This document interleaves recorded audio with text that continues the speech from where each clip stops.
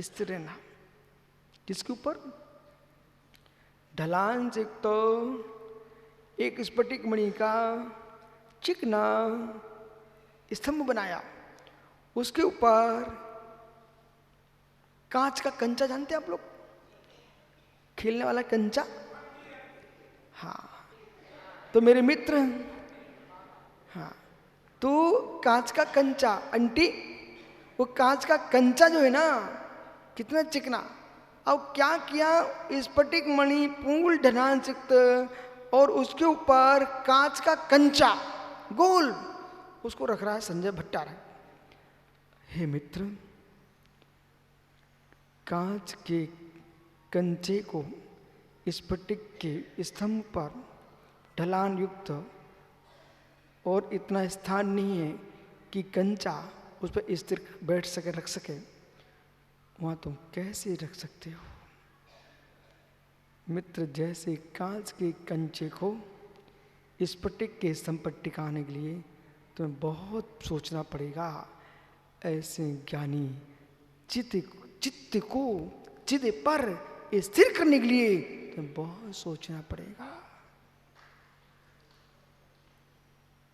जो तुम्हारी उपासना चल रही है, ये प्रगट तत्व की उपासना है।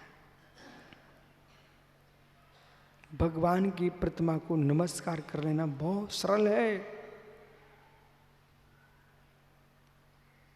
निज भगवान पर विचार करना अत्यंत कठिन है।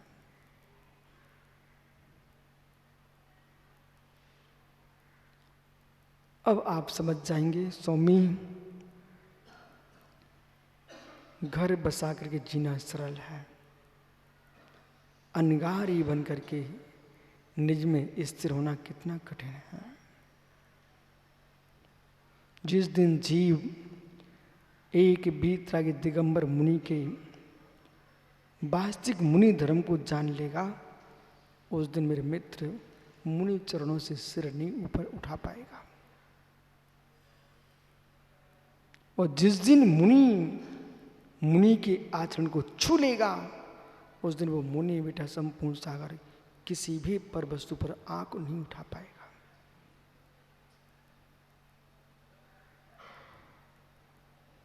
आहार चर्या को जाते हुए भी निज के भीतर के बिहार को बंद नहीं करेगा। एक बार एक मात्र गाय का आनंद लूट ले व्यक्ति,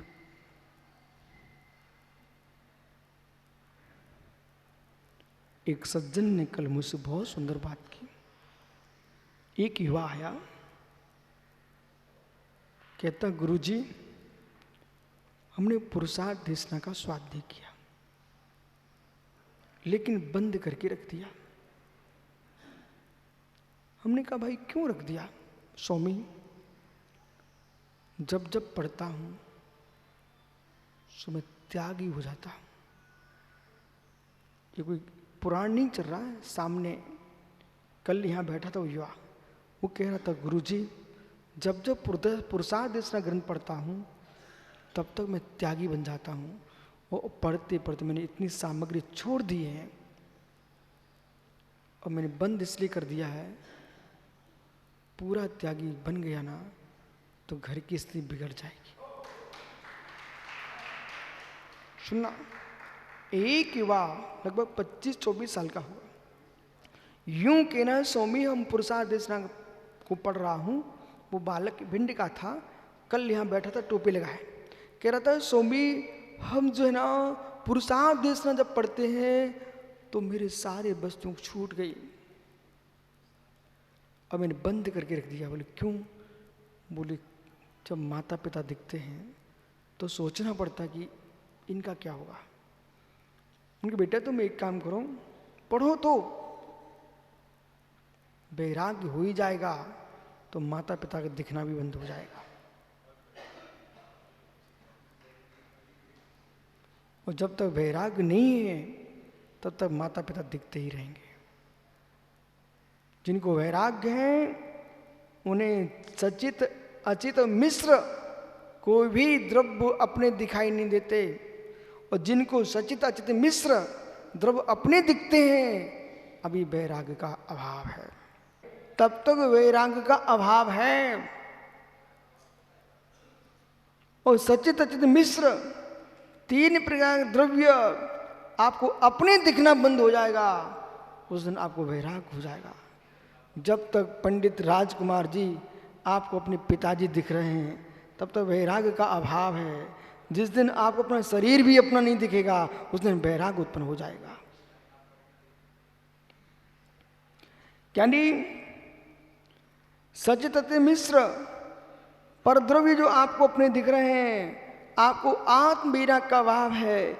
आचार्य परमेष्टि भी इन चेला चेलियों को अपना स्वीकार कर रहे हैं आत्मभूत दृष्टि से, तब तो वे बहिरात्मा ही हैं, बहिरात्मा ही हैं।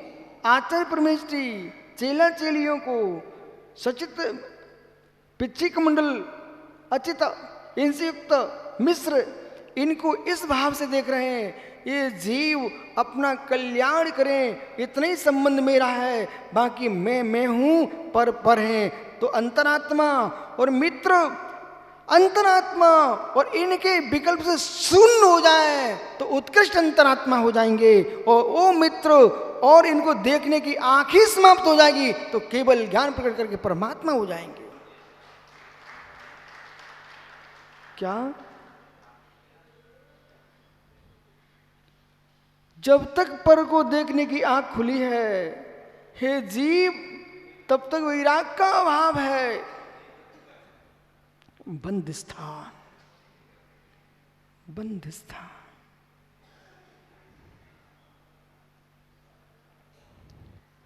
यहां पर बालक मित्र, महात्मा जी अजित साहब जी, मित्र बेटा सफाई देने का समय नहीं है।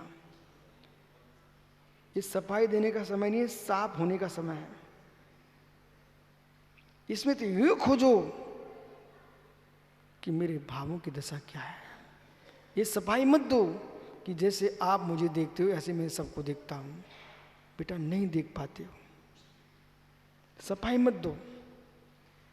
सफाई देने से जैसे कीचड़ में फंस गया हाथी तो खड़ा रहे शांति से, सूख जाए कीचड़ तो शांति से निकल आएगा, और ज्यादा कोशिश की तो दलदल में बेटा फंस जाओगे। ऐसे राग स्थान में लिप्त पुरुष सफाई दे, नहीं गुरुजी हमें ऐसा नहीं ऐसा नहीं ऐसा नहीं ऐसा, तो मतलब तुम और दलदल की पुष्टि में लग गए और फंस गए। कोई सफाई नहीं, बराबर कोई सफाई नहीं।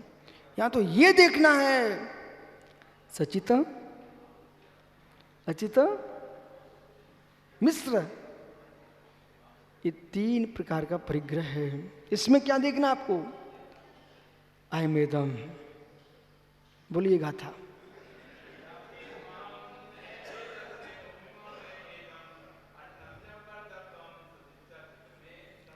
हाँ बहुत बढ़िया, तुम तो समय सार भी याद कर लिए गाथा। पूरी बोलो ना बेटा, तीन है। हो दिपुड़ो मज्जम अहमेदम हो शामी।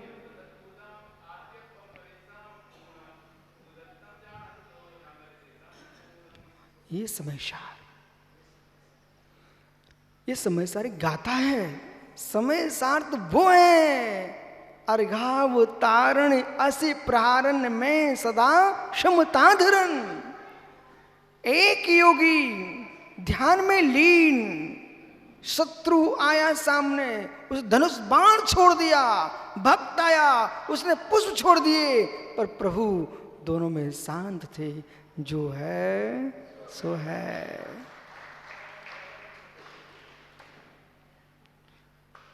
एवं औषधि भूतम आद्यपम कृदिसम मूढ़ो भूदत्तम जाडंतो न कृदिसम मूढ़ो। एवं असत भूतम, जो असत भूत द्रव्य है उन द्रव्यों पर आत्म बुद्धि कर रहा है, मूढ़ है। असद्भूत द्रव्य हैं उन द्रव्यों पर आत्म बुद्धि कर रहा है, मूढ़ है। यहाँ तो मित्र बेटा नहीं दिखेंगे, बेटी नहीं दिखेंगे, चेला नहीं दिखेंगे, चेली नहीं दिखेंगे, धन नहीं दिखेगा, धरती नहीं दिखेगा, तीर्थ नहीं दिखेंगे, मंदिर नहीं दिखेंगे, मठ नहीं दिखेंगे तो क्या दिखेगा? अरे देह ही नहीं दिखेगी, वचन नहीं सुनाई पड़ेंगे, मात्र ज्ञायक परम ब्रह्म भगवान आत्मा दिखेगी, उसका नाम योगी है। ऐसा योगी ही अबंधक है। यहां पहुंचने का पुरसा करो समुद्र सागर। एवरेस्ट की चोटी पर चढ़ना कोई कठिन काम नहीं है, 14वें गुलिस्तान पर चढ़ना कठिन काम है। और 14वां गुलिस्तान तो बहुत दूर है, चौथे पे जीप पहुंच जाए, चौथे पे पहुंच करके छठवें की 7वें की तैयारी करें, यही कठिन है। इसलिए मित्र, चट्टानों पर घूम करके आने वाले तुम चांद पर नहीं पहुंच सकते। चट्टानों पर घूमने वाले चांद पर नहीं पहुंच सकते। आकाश में बहुत सारी चट्टानें भी हैं। मित्र, आप टीचर हो, हम छात्री बन के रहे मात्र, तब भी मुझे मालूम है कि चांद पर पहुंचने के लिए आपको ज्योतिष जाति का देव बनना पड़ेगा और इस प्रयास से मनना पड़ेगा, ज्योतिष देव बनना पड़ेगा, तब तुम चांद को ऊपर पहुंच पाओगे। जो नील आर्मस्ट्रांग जो जिनकी तुम बात कर रहे हो मित्र, उनके ही वैज्ञानिकों ने उनका ही खंडन कर दिया है। आप टेंशन मत लो, समय समय पर उनका खंडन निकलता रहता है। आइए, भूभ्रमण, ज्योतिष पर निवास, ये सब आप कथन चल रहा मात्र। जैन दर्शन न भूभ्रमण मानता है न ज्योतिष पर निवास मानता है। ज्योतिष, भूगोल, खगोल, इनके बारे में तुम्हें जानना हो तो ग्रंथ का नाम लिख लीजिए, त्रिलोकसार, त्रिलोक पंडिती, लोक विभाग। ये 3 ऐसे ग्रंथ हैं जिनके बारे में खगोल पर, भूगोल पर विशद व्याख्यान। त्रिलोकसार, त्रिलोक पंडिती, लोक विभाग।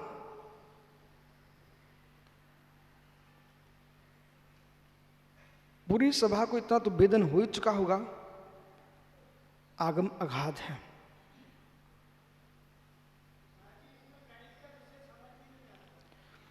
पंडित जी साहब आचार्य महावीर आचार्य स्वामी हुए हैं, उन्होंने गणित सार नाम का ग्रंथ लिखा है। आगम के गूढ़ रहस्यों को जानने के लिए अक्षर विद्या के साथ अंक विद्या का ज्ञान होना अनिवार्य है। जिनको अंक विद्या का ज्ञान नहीं है वे गूढ़ता में प्रवेश नहीं कर सकते। अक्षरों में कहने की क्षमता समाप्त हो जाती है, तब अंकों से बात होती है। वो अंकों में कहने की क्षमता समाप्त हो जाती है, तब शून्य कहता है। आनंद आ गया। समझो मैं क्या बोल रहा हूं गोपाल दास जी। अक्षरों में कहने की योग्यता समाप्त हो जाती है तो अंकों से काम चलता है। अंकों से कहने की क्षमता समाप्त हो जाती है तो शून्य के पास जाते हैं। सर्वशक्तिमान कोई वस्तु है, उसका नाम शून्य है। और लोक विभाग में, लोक विभाग नाम के ग्रंथ में ही शून्य की व्याख्या है। जैसे आपने कहा एक, तो आपको ए बनाना पड़ेगा, का बनाना पड़ेगा, इतना काम करना पड़ेगा। अक्षरों में कितना विस्तार करना पड़ेगा। अंक हो गया एक, यूं किया एक। अक्षर लिखने के लिए बहुत वर्णों का प्रयोग होता है, अंक लिखने के लिए अल्प वर्णों का प्रयोग होता है। अंकानाम 52 गति, अंकों की 52 गति होती है, उल्टी गति होती है। अंकों के माध्यम से श्री भूवलय नाम का ग्रंथ लिखा गया अंकों के माध्यम से। हाँ, तो पंडित जी बुद्धि तुम्हारी इतनी तेज है, सम्यक उपयोग करो ना इसका। अंकानाम बामनुगति, तो का गा या गा। अब 1 2 3 4 5 6 10, तो ये पूरे जो आपके 9 तक हैं, 10 तक हैं, तो 9 तक जो अंक आपके हैं वो अंक हैं और 10वां शून्य है। 1 2 3 4 5 6 7 8 9 ये अंक हैं। अब इन अंकों को आप पढ़ेंगे कैसे? बोलो भाई, का खा गा घा।